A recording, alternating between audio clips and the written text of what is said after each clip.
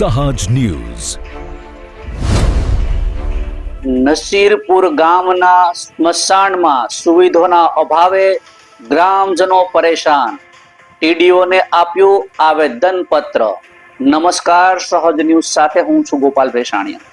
દાહોદ તાલુકાના નસીરપુર ગામ નજીક જાયન્ટ મેડિકલ કોલેજ પાસે આવેલા કાંટજ ફળિયામાં સ્મશાનની પૂરતી સુવિધાઓ ન હોવાના કારણે ગ્રામજનોમાં ભારે રોષ જોવા મળી રહ્યો છે.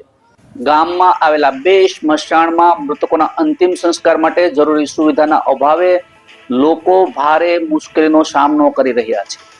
સ્થાનિકોના જણાવ્યા મુજબ બંને સ્મશાનોમાં અગ્નિ સંસ્કાર માટે જરૂરી લોખંડની કેચી ઉપલબ્ધ નથી, જેના કારણે મૃતદેહના અંતિમ સંસ્કાર કરવા ભારે તકલીફ પડી રહી છે.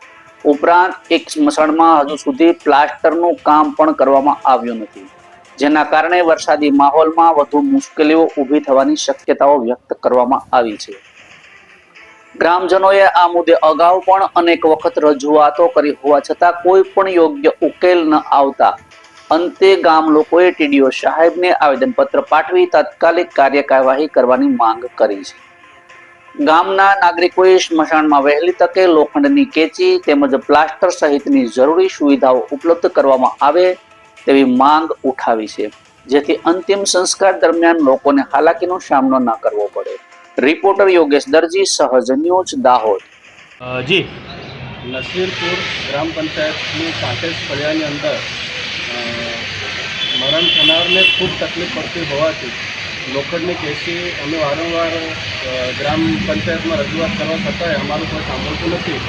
એટલે અમે આજે ગ્રામજનો સાથે મળીને તાલુકા વિકાસ અધિકારીને રજૂઆત કરવા માટે આવ્યા. નસીરપુર ગામથી જે નસીરપુર ગામમાં કાંટેજ ફળિયામાં જે સ્મશાન આવેલા છે એ સ્મશાનમાં ઘણા લાંબા સમયથી જે ટેસી જે પ્રાથમિક સુવિધા કહેવામાં આવે એવી જે માણસનું મરણ થઈ જાય છે એમને સળગાવવા માટે ટેસી જરૂર પડે છે. એ ટેસી હાલમાં નથી. તો નસીરપુર ગ્રામ પંચાયત પર ગામના લોકો દ્વારા વારંવાર રજૂઆત કરવા છતાં પણ એ કામ પૂરું કરવામાં ના આવ્યું.